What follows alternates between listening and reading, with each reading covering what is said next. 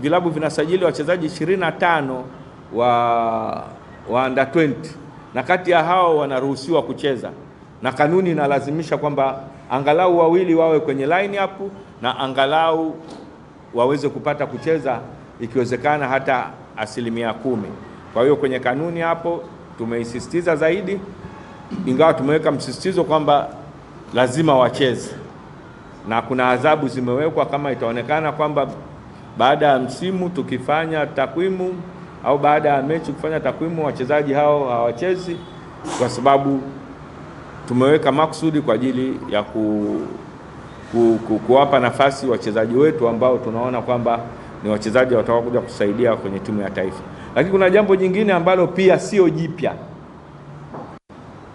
isipokuwa nikiri tu kwamba utekelezaji wa ufuatiliaji wa hiyo sheria ulikuwa haufuatwi. Kanuni inaeleza, na hiyo kanuni iko siku nyingi na tumeirisi hiyo kanuni. Nakumbuka tuliitengeneza wakati wa uongozi wa Mzee Tenga kuhusu wachezaji wa kigeni wanaokuja Tanzania kucheza ligi yetu. Kuna categories za nchi mbalimbali, na wachezaji wengi hasa wanaotoka Afrika anatakiwa lazima atoke kwenye timu ya ligi kuu na awe ni mchezaji wa timu ya taifa wakati anaposajiliwa. Hiyo kanuni iko siku nyingi, tumesema mwaka huu tutaisisitiza tu, kwa sababu kumekuwa na malalamiko kwamba wachezaji wanaokuja wa kigeni wengine wanakuja by the way tu kwamba mchezaji katoka huko, quality yake ndogo, hachezi timu ya taifa, anakuja anasajiliwa hapa, lakini anasajiliwa tena anakaa benchi. Kwa hiyo tumeona kwamba hapana, lazima ile enforcement ya ile sheria ifanyike. Kwa hiyo tumeshaelekeza watu walioko kwenye system ya usajili, wakija watarudi background, watakwenda watarudi, wataangalia huyo mchezaji kama ni mchezaji mgeni, hayuko timu ya taifa, labda atoke kwenye ile nchi ambayo iko kwenye kategori ambayo kuna nyingine inaruhusu hata atoke kwenye ligi ya chini, sio ligi ya juu. Kwa hiyo yote hayo sisi tumesema kwamba tunazungumza kwamba tutafanya enforcement, sio kwamba kuna kanuni mpya. Lakini kwa sababu wenzetu nyinyi wengine ni wageni, wengine hapa ni waandishi wa habari, wakati Mzee Tenga anatunga hiyo kanuni ya wachezaji wa timu za taifa wa kigeni, hamjaingia kwenye habari, na bahati mbaya si ajabu kuna wengine walikuwa hawajazaliwa, sasa ndio inatokea hivi. Lakini unakuta kuna mijadala tena. Juzi kuna ndugu yetu Jamhuri aliongea, kazungumza mambo ya mwaka 70 na kitu, wengine hata huyo kaka yake Super Kiwelu hamkumuona kucheza. Amezungumza huko. Hivi leo naambiwa mimi naletewa email zangu zimejaa, naletewa mashtaka kumchukulia hatua Jamhuri. Hata wale wanaojua sheria kusema kuna sheria nyingine, kuna tukio limetokea lina miaka fulani hivi, hata kama limetokea ikana haliwezi kupelekwa hata mahakamani. Leo mwataka wakati huo Kiwelu anacheza huko, mimi nilikuwa nasoma. Leo nimekuja hapa mniambie leo ndo nimchukulie hatua, kisa kazungumza mwenyewe, kaamua kujilipua, muache aendelee. Kasema mwenyewe endelee, lakini halituhusu. Kwa hiyo msipoteze muda mwingi kujadili vitu ambavyo havina msingi. Vitu ambavyo vina msingi ndio tuvijadili, ndio vinaleta. Kwa sababu sisi hapa ni binadamu, na sisi tunafanya kazi, lakini kutokana na taratibu. Bahati mbaya sana tunakuwa na mihemuko. Tunakuwa na mihemuko, au tunataka, au ni watu wengine wanatu influence tufanye hivyo. Hatuwezi kuzuia, lakini ni vizuri tukaangalia ili tuweze kubalance kidogo. Kwa hiyo kanuni jana tumezipitisha. Mambo mengine ni kanuni ile iliyokuwa inahusu si watu wameenda jumba la dhahabu nini. Ile kanuni tumelaumiwa kwamba imerudiwa sijui nini. Imerudiwa ni msimu mmoja. Ni msimu mmoja. Huwezi kukaa baada ya mechi tukatengeneza kanuni. Sasa hivi tumetengeneza kanuni. Kanuni nadhani imerudiwa. Adhabu mbalimbali za hela zimewekwa, lakini pia tumekubaliana kwamba tunanunua vifaa kuna vifaa vya kudetect harmful gases. Tutanunua vifaa hivyo, vitakuwa vinatumika kwenye chumba. Mtu akikataa kuingia kwenye chumba, tutapima.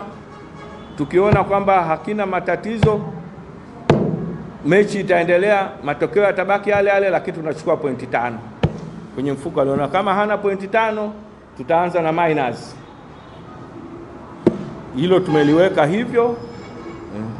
Tumewaita viongozi wale, wameitwa ili kuweza kupata kwa nini wanafanya na wanarudia. Wameeleza na tumechukua. Kilikuwa ni vikao vizuri kabisa, vimetupa mwanga. Kweli kuna vitu vinafanyika, ingawa pale tulishindwa, huwezi kuvithibitisha kwa sababu hatukuwa na vifaa hivyo, lakini pia basi unatoka nje kabisa. Lakini pia tumeuliza ukaguzi unafanyikia wapi. Kuna vitu vingi tumehakikisha kwamba angalau taratibu zifuatwe. Na tulijaribu kuangalia kama walikwenda kweli, mwamuzi angekwenda kuwa kaenda kuwakagua huko kwenye jumba la dhahabu, tungeruka naye mwamuzi.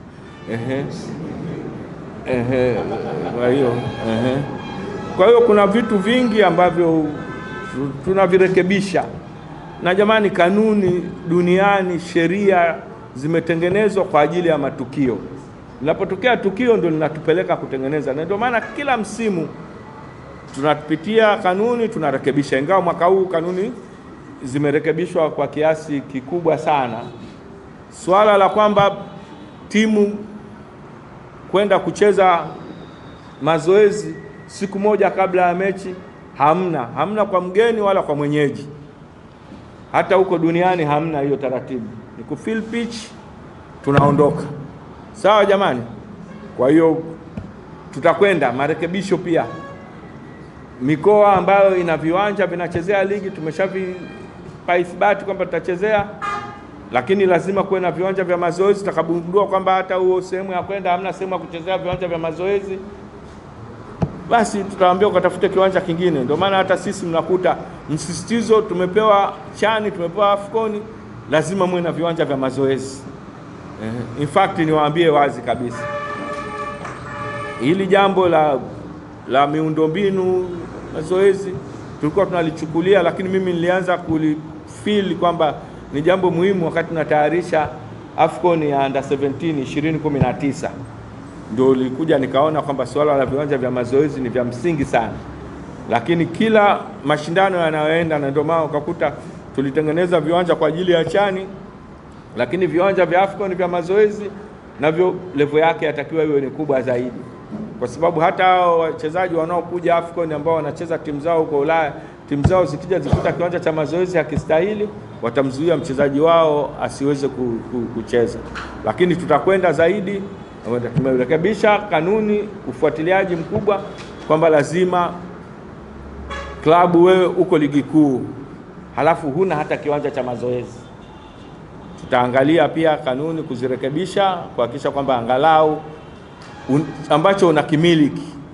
Tumesema sasa hivi watatuletea mikataba tuweze kuona kwamba viwanja vya mazoezi viko katika hali nzuri, lakini tunapokwenda huko tunataka kila timu imiliki kiwanja cha mazoezi, na wengine ambao wataweza, wale ambao wameshaweza, ambao wanamiliki viwanja vya kuchezea, tunawapongeza na tunaendelea kusisitiza kwamba tutakuwa na kile cha kuchezea ni tofauti na kiwanja cha mazoezi. Lazima kuwe na kiwanja kingine cha mazoezi ukiondoa kiwanja cha mechi. Vitu vingi tumefanyia marekebisho, na kanuni hizo zitachapishwa, zitakuwa public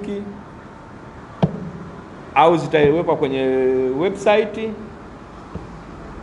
au watashare na nyinyi kwenye social media zenu au WhatsApp group zenu, ili muwe nazo muweze kuziona, na wenyewe wadau tutawapelekea. Lakini pia kuna yatafanyika mafunzo mbalimbali kabla ya ligi kuanza ya kuhusu mambo mbalimbali yanayohusu uamuzi, sheria zilizobadilika, lakini pia na mambo yanayohusu tiba. Yote tunataka wale wahusika waweze kupata forum hizo na watu watakao kuwepo. Tumebadilisha tena kanuni, tumeongeza kanuni kuhusu mfumo ambao nipende kusema tu tuna zaidi ya 75% mpaka leo kwamba tutakuwa na mfumo wa video support msimu wetu wa ligi unapoanza. Tayari tushakuwa na mazungumzo na kampuni ambayo tulielekezwa na FIFA na kafu ya nchini Portugal. Siku yote kuanzia leo watawasili hapa. Watakapowasili tutasaini MOU, lakini watakuja na vifaa vyao, tutafanya mafunzo. Bahati nzuri baadhi ya waamuzi wetu wamefuata mafunzo, lakini ukiangalia ni grupu dogo lile. Kuna wengine tena watafanyiwa mafunzo ili kuweza tunapoanza ligi tuweze kuanza na video support. Video support ni mfumo ambao uko chini kidogo ya VAR kigharama. Vifaa vyake sio gharama kubwa sana, ni affordable. Tunaweza sisi kwa level ya ligi yetu tuliofikia tunaweza, lakini pia video support inatoa nafasi kwa wahusika, timu zilizoko uwanjani kuomba kufanya review.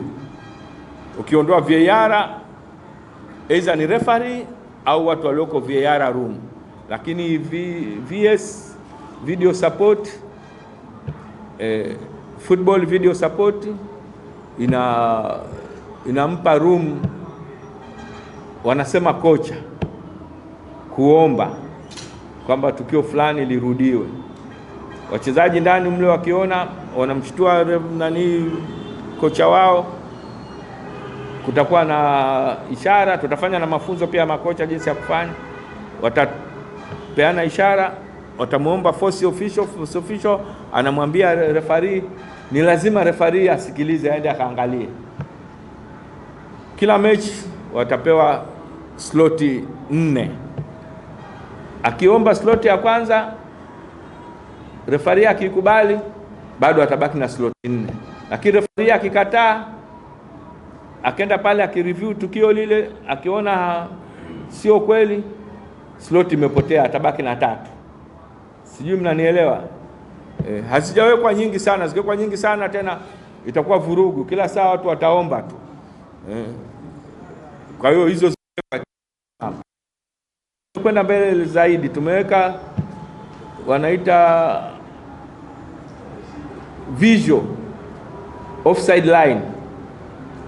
Tumeiweka na ile system inapiga na mstari kwenye review pale, itaonekana kwamba hii ilikuwa offside, sio offside.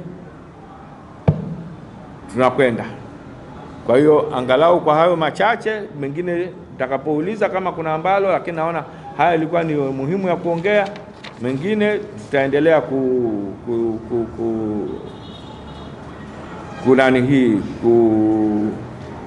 kuambizana.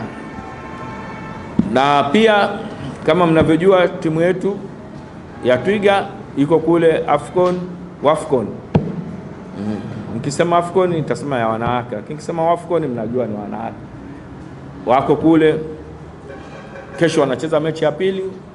Mwenyezi Mungu akusaidia, tukishinda tutakuwa tumekwenda robo finali, tukiwa tuna mechi moja nyingine mkononi ya Ivory Coast. Kwa hiyo tunaombea hapo, lakini pia kama mnavyojua mwezi wa 9 timu yetu ya under 20 girls, Tanzanite girls, watakuwa wako Poland. Tuko kwenye mazungumzo na serikali, watakwenda nje ya nchi kwa kambi kabla ya kwenda Poland ili waweze kufanya hivyo. Lakini pia kama mnavyojua timu yetu ya futsal nayo imequalify kwenda Afcon. Ilikuwa kwenye mechi za majaribio ya kirafiki na wenzetu wa Zambia. Wamerudi hapa, wako kambini kama mliwaona hapo, wanakwenda kwenye mazoezi. Kuna tournament nyingine imetayarishwa Mozambique, itakuwa Mozambique, Angola na Zambia na Tanzania tutacheza hapo kabla ya kwenda Afcon ya futsal Morocco. Kama mnavyojua tuliqualify, mechi ya mwisho tuliwatoa Ivory Coast. Lakini pia timu yetu ya Serengeti Boys ilikuwa China, imefanya vizuri, mechi zake zote imeshinda kule. Tukafunga Nigeria 3-2, tukaja tukawafunga China 2, tukaja tukawafunga Australia 5-3. Lakini mabinti zetu wale wa under 14 walikuwa Portugal, ambazo walishinda mechi zote 4, walifunga goli 19 na wakafungwa goli 1. Wamefanya